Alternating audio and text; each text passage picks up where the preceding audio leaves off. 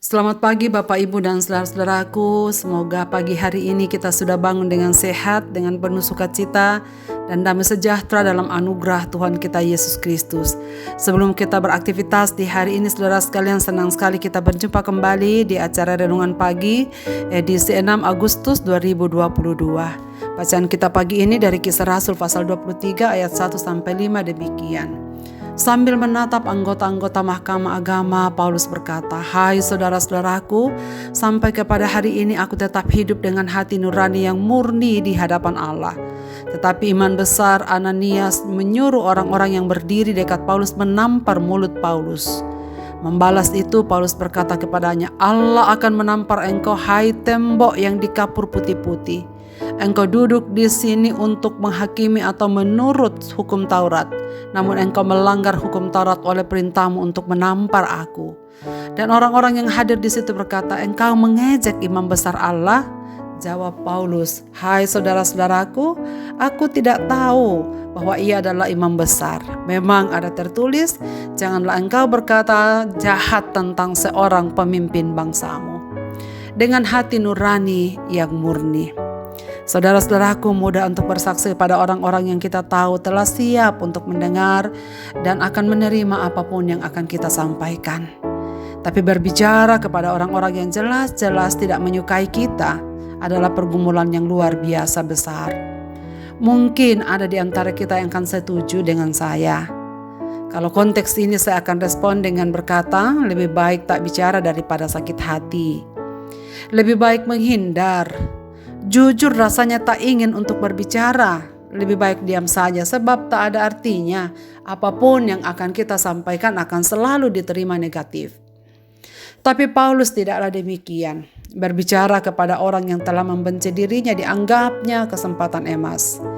Itulah sebabnya di markas besar Yahudi di Yerusalem, ia menyapa semua yang membenci dirinya, yang telah menghakiminya dengan tidak adil. Dengan lantang menyapa, "Hai saudara-saudaraku." Sebab bagi Paulus mereka semua adalah saudara-saudaranya sebangsa Yahudi, satu keluarga dari orang Israel. Bukan menyapa bapak, ibu, dan saudara-saudara. Pada hari ini kita ketemu satu nasihat yang luar biasa. Sebab justru dalam kondisi itu Paulus dengan lantang berbicara, "Sampai hari ini aku tetap hidup dengan hati nurani yang murni." Yang dimaksudkan Paulus adalah bahwa tetap memberikan keputusan bahwa ia berbuat segala sesuatu yang dikehendaki oleh Tuhan. Lalu mengapa Ananias justru tersinggung dengan perkataan ini?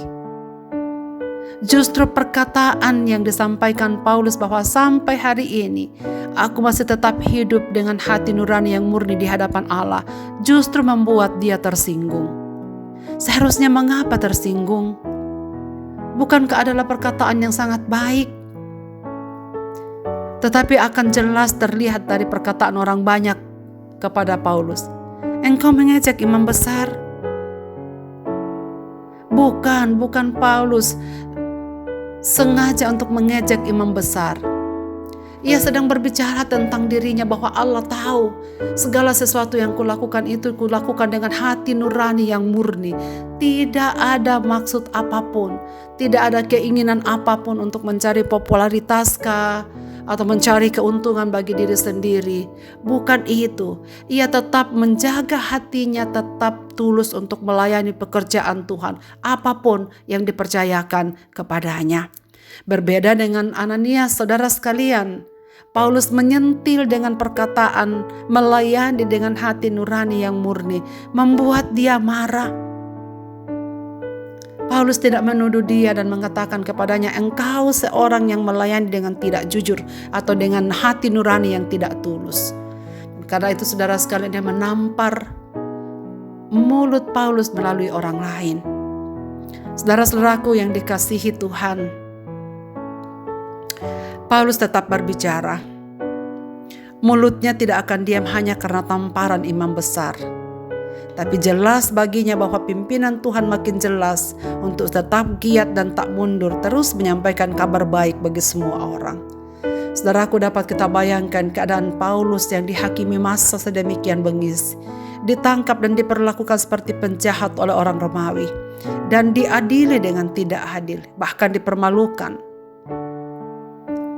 Siapa yang senang diperlakukan seperti ini?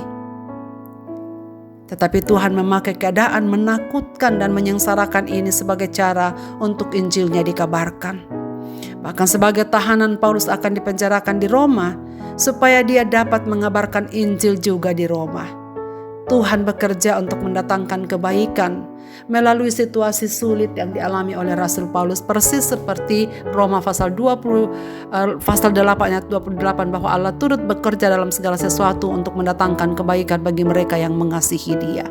Saudara-saudaraku, persoalannya adalah apakah kita tetap hidup menjaga hati yang murni, nurani yang murni di hadapan Tuhan dalam melaksanakan segala sesuatu dalam hidup kita. Pelayanan-pelayanan yang kita kerjakan, pekerjaan-pekerjaan di mana kita mengabdi sebagai seorang karyawan, sebagai seorang pegawai, sebagai seorang abdi negara, sebagai pengurus dalam jemaat. Saudaraku, apakah semua itu kita kerjakan dengan hati yang murni di hadapan Tuhan, dengan nurani yang tulus, bukan untuk mencari segala sesuatu yang diperlukan di dalam dunia ini? Kiranya Tuhan menolong kita, saudara sekalian, untuk tetap setia mengerjakan tugas-tugas yang Tuhan percayakan kepada kita dengan hati nurani yang murni di hadapan Tuhan. Kiranya Tuhan memberkati kita dengan firman ini.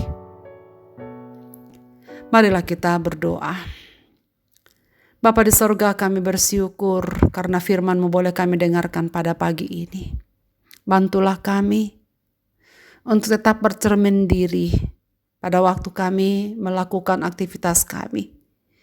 Kiranya kami bukanlah tembok yang hanya berlabur kapur putih, tetapi kami benar-benar menjadi orang yang tulus ikhlas di hadapan Tuhan dengan nurani yang murni, mengerjakan segala sesuatu yang Tuhan percayakan pada kami atau dengan segala sesuatu yang menjadi bagian kami. Bapa di surga, Engkau mengenali kami. Engkau mengenali setiap tugas dan tanggung jawab kami. Engkau mengenali setiap keadaan kami. Engkau mengenali hati kami, ya Tuhan. Dan kiranya Engkau semakin memurnikan nurani kami untuk hidup di hadapan-Mu, bergantung sepenuhnya, melayani Engkau dan mempersembahkan diri sungguh ke dalam tangan belas kasih-Mu, supaya kami dapat menikmati apa yang baik yang Tuhan lakukan dalam hidup kami. Berikanlah kami ketabahan, berilah kami kesabaran pada waktu kami berada pada situasi yang sulit di tengah-tengah dunia ini. Peliharalah iman kami, ya Tuhan, untuk tetap mengandalkan Engkau dan tetap menjaga hidup kami terus-menerus menyenangkan hati Tuhan di dalam segala kondisi hidup kami. Berkatilah seluruh pendengar renungan pagi pada pagi ini, ya Bapa, dalam beraktivitas. Biarlah kemurahan Tuhan senantiasa nyata bagi kami. Dengar doa kami. Dalam Kristus Tuhan kami berdoa. Amin. Selamat beraktivitas Bapak, Ibu, dan saudara-saudaraku. Tuhan Yesus memberkati kita dengan firman ini.